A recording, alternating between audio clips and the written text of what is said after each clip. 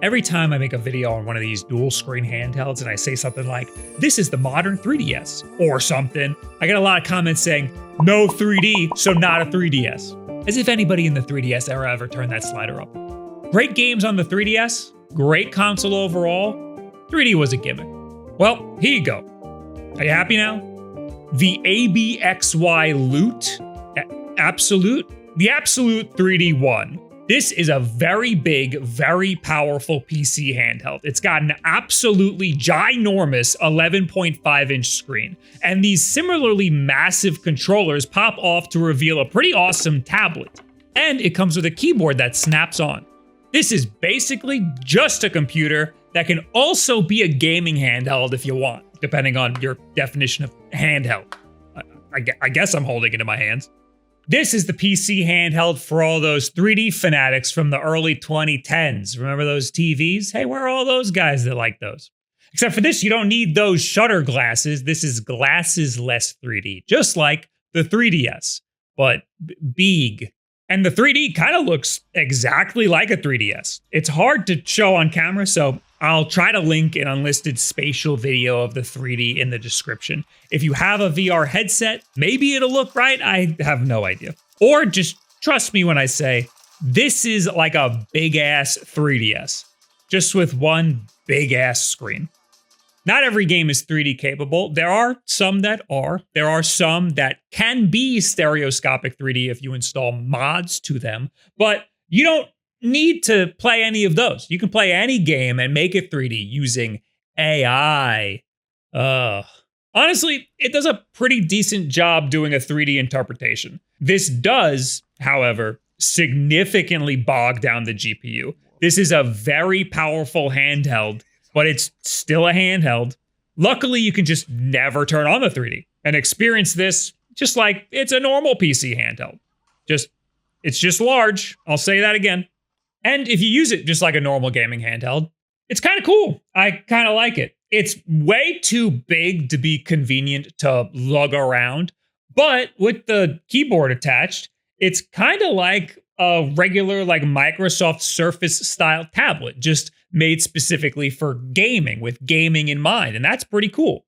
As a 3D handheld with 3D features, I don't think I would ever buy something like this, but for the form factor, this tablet form factor, it's kind of a really great addition to the PC handheld market. You just ignore all that 3D marketing. And you know you gotta ignore the price tag. These prices are just normal now. Everything's high.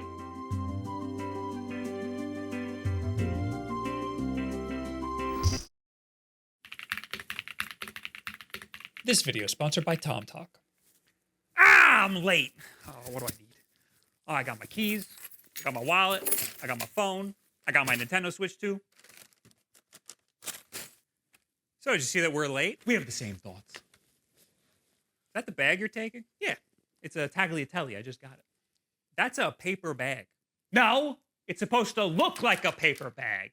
It's stylish. I'm stylish. You're tacky. I'm cool. No one likes you. I'm gonna take my TomTalk bag. I hate you. You're mean. This is a projection. I'm insecure. I'm falling a little bit, and I'm taking it out on you, and I'm sorry. And I'm hot now. It's hot.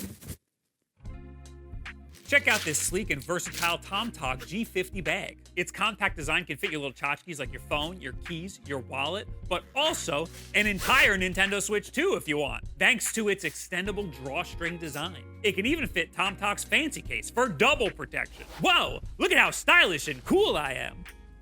Dude, I'm sorry. I didn't know you were having a rough time. No, it's not your fault. I'm sorry that I lashed out. Hey, wasn't your stuff in that bag? No, this is my raspberry tart bag. Oh, no. I put everything in my raspberry tart bag. All right, let's go. Don't own a Switch 2? Put whatever you want in there. This drawstring design makes it versatile enough for whatever you've got. Sometimes I like to put a bag like this in my backpack in case I need something smaller for a quick trip. Get your own G50 sling bag or the Switch 2 case over at the link in the description below, and make sure you use code TomTalkG05 to get a whole 5% off of the Switch 2 case. Well, that was fun.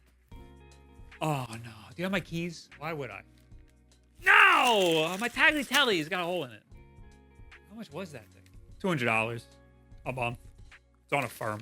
Please don't tell my wife. The regular Windows setup is a little easier with a whole keyboard and trackpad you can attach. 请按 Windows 加 Control 加 Enter 打开讲述人。 Anybody? Anybody know? English, please. Thank you. But I do end up just touching the screen a lot. The trackpad isn't the best, but at least it's there. The ABXY launcher is extremely minimal. There aren't many settings. It does scrape your games, and it does a decent job of that. They also give you their own game, just to show you what the 3D toggle is all about. This game is terrible, and their own game lags with the 3D on. But I guess the 3D works, and that's impressive, I guess. They could have just made this a little introductory video instead, but I guess you gotta respect the attempt. This is a very beefy PC handheld, 32 gigabytes of RAM, 1 terabyte of storage, and an Intel Arc GPU. Now, don't get all in a tizzy. Intel Arc has gotten a lot of flack in the past, but it has gotten much better now. This is the exact same chipset that was in the MSI Claw 8 AI earlier this year, and that was also very powerful. The compatibility issues that Intel graphics used to have were gone on that Claw 8 AI. Will they be gone on here too? I'll spoil the rest of the video. They're here a little bit. It's still not as bad as it used to be. It's gotten a lot better, but it's still not perfect, and it's not as good as the Claw 8 AI. This year's MSI Claws both benchmarked way higher than any other handheld I've ever tested. The Claw 7 AI Plus actually benchmarked the highest. Maybe the lower resolution helps there because the screen is smaller than the 8. This ABXYlute 3D one has a 2560 by 1600 resolution, which I usually say is just too high for a handheld. But this is an 11.5 inch screen, so I actually think that this resolution works great when you're playing games that this thing can handle at that high resolution. Even at this high resolution, it performs slightly higher than the Claw 8 AI Plus in the 3D Mark benchmarks, still slightly under the Claw 7 AI Plus, which is only 1080p. I'm surprised the ABXYlute was able to go toe-to-toe with the MSI, honestly. As always, benchmarks are in everything. The old shitty MSI Claw benchmarked really high and performed really, really bad. I'm not too concerned about how games will perform on here, but we have to actually play some to see.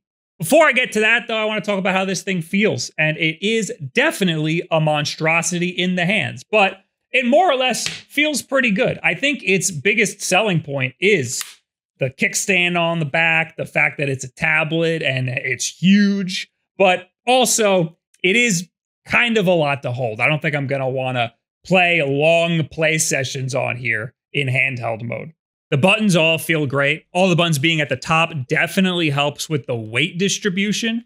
The buttons are a little mushy and cheap feeling, but they're all okay. The D-pad is in a spot I would be comfortable using as a primary input for 2D games. The thumbsticks are fine. They're a little grindy. They don't have a nice smooth ring around them. There are only 2 trackpads, just like a Steam Deck. I don't really know what you would do with these, though. I never personally use the Steam Deck trackpads, not even in desktop mode. I respect people who do use them, though. I just never get around to making macros and fun little inputs with them. I don't really understand how you would use them on here, other than a trackpad in desktop mode. What software is going to map both trackpads? Even Steam. It's not like Steam input will just be able to recognize these in the same way that they recognize a Steam Deck's trackpads. You have to set all that up, and I think that's going to be really annoying, if it's even possible at all. There's some stuff in the ABXY software, map the touchpad to the left stick or right stick. That's basically it. I have started to use split controllers a bit more recently. There you go. One use case is laying in bed with the tablet like on my chest and the controllers at my sides. The other is running on the elliptical. Since this device is so big, it makes me want to use it in tablet mode way more, on a table somewhere. But these controllers are just so obnoxiously large. They are light, but they're not very comfortable to use one-handed. The device comes with a case, and this case has a spot for a sort of Joy-Con grip style connector. So now you have one massive controller. I will never use this. This is just way too ridiculous. I do think this is a little bit of function over form. I don't love using this in handheld mode because of how big it is, but I do love this nice big screen. So there's one trade-off. I don't think I'll ever use the split Joy-Con because they're just not comfortable to hold, but I do think I will use it as a nice little gaming tablet. So that's another trade-off. This is kind of cool.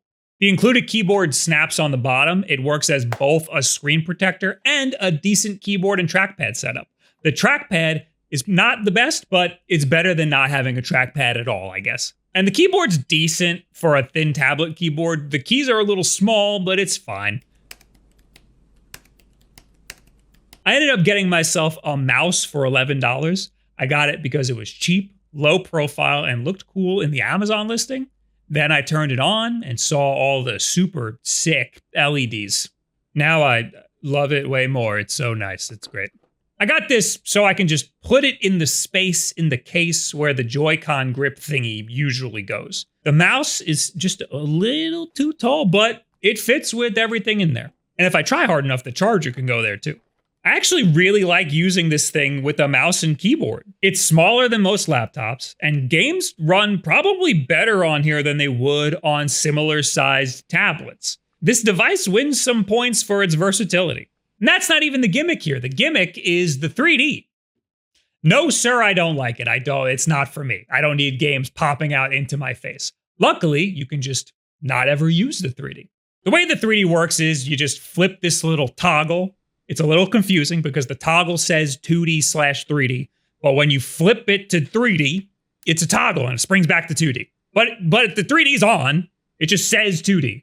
This should either be a switch or a button. There's also a toggle in the side menu. It does the same thing. So you flip this toggle and you'll see it says 3D mode. If the game you're playing has stereoscopic 3D support, you know, the one where the screen is split in half for each eye, then the device will know and it will take up the whole screen.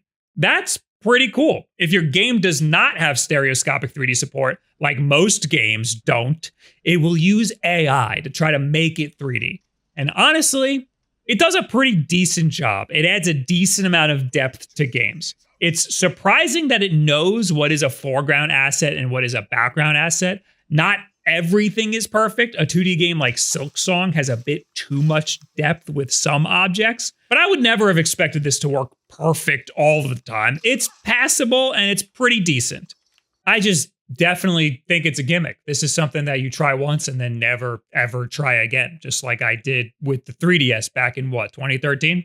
The worst part of this 3D feature is that it is an absolute massive cost to your GPU. It bogs down any game substantially, even their own game. The game that they developed specifically to show off this feature. I did install a stereoscopic 3D mod for Cyberpunk using an app called Reshade. Cyberpunk does not natively support 3D. You have to kind of make it support it. And it does look very good. But man, oh man, does the frame rate tank. It says it's getting 40-ish frames, which is pretty normal, but it is most certainly not getting 40 frames.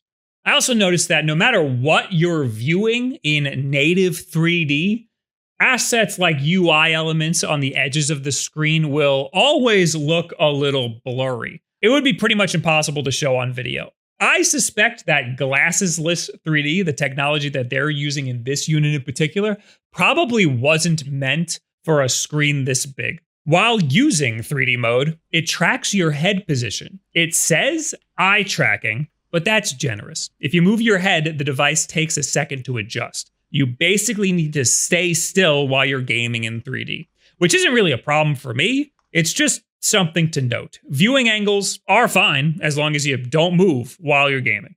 Since the 3D does look exactly like how it looks on a 3DS, I booted up Azahar, which does have a stereoscopic 3D mode, so we can get native 3D on here. It's in the configuration settings. Just make sure you set the game to full screen before you toggle the ABXYlute's 3D slider. It also helps to change the screen layout to large screen. That way, the big 3D screen is really, really big and really, really 3D. At first, it didn't look all that crazy. It was like barely 3D. I went back into Azuhar's configuration and set the depth to 100%, and that was way, way too much 3D. I was like overloaded with 3D. We're in the too much 3D zone.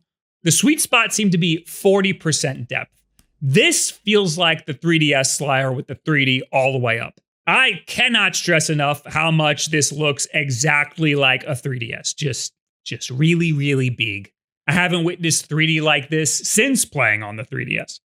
Dolphin, the Wii and GameCube emulator, also has a stereoscopic 3D mode.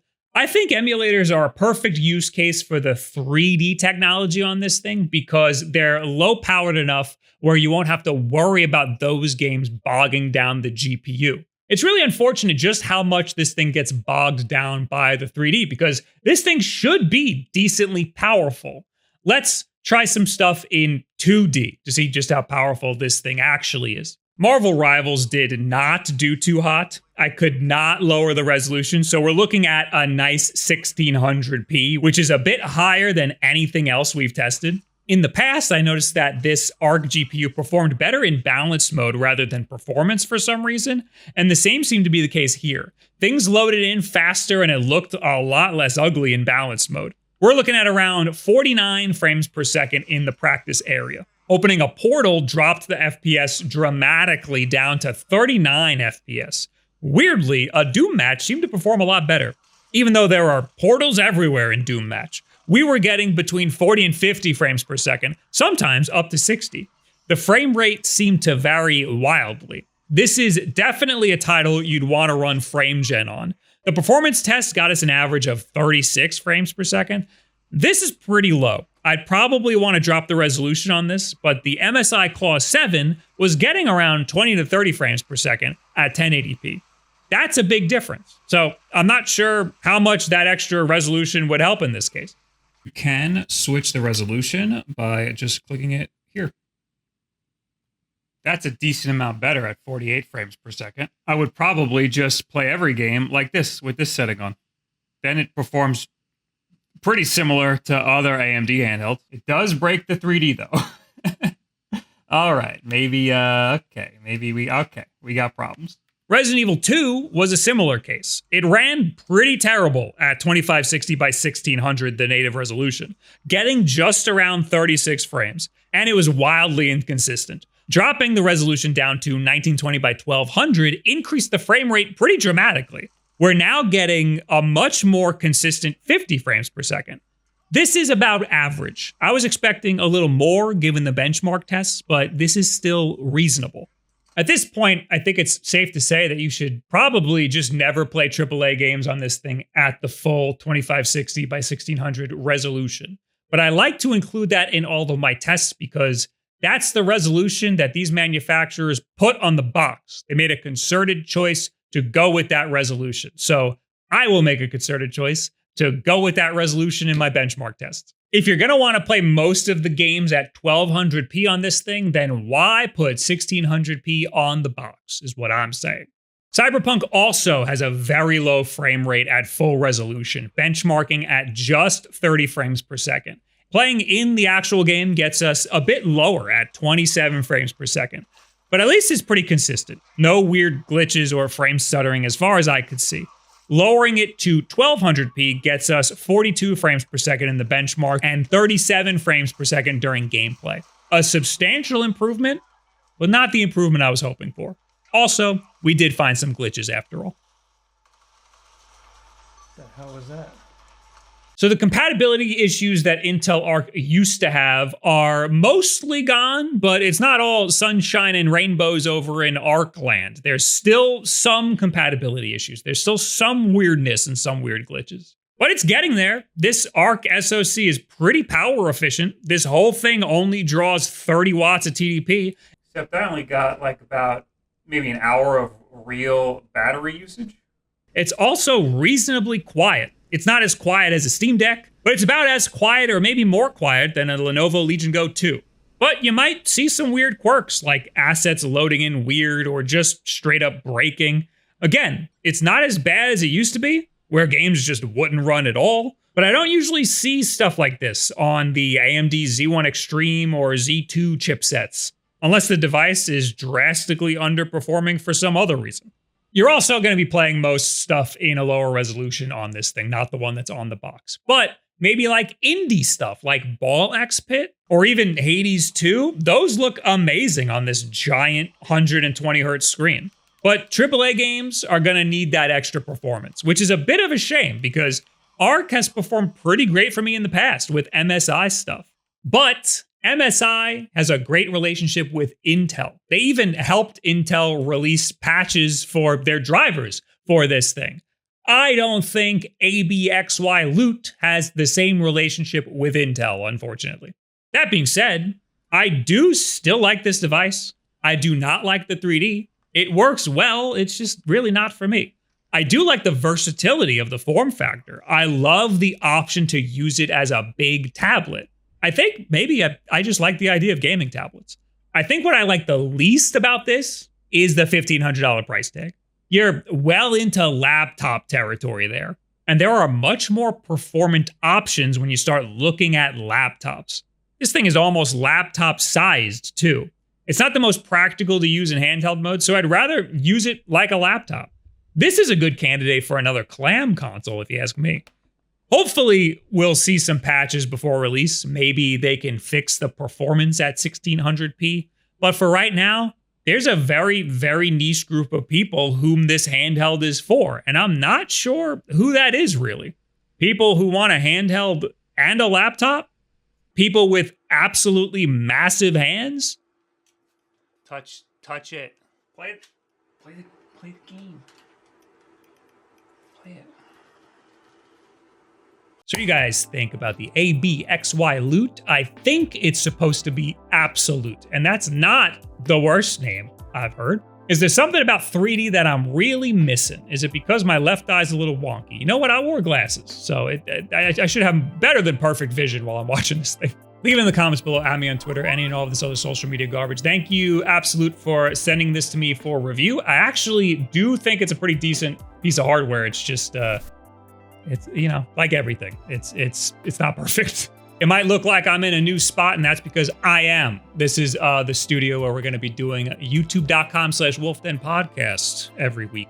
And by the time this goes live, there should be a Patreon launched for that. And here's all of the people who have supported it as of today. Thank you. Thank you, Tom Talk, for sponsoring this video. Of course, the most important thing you can do to help support this channel is just subscribe right here. Make sure it says subscribed under this video.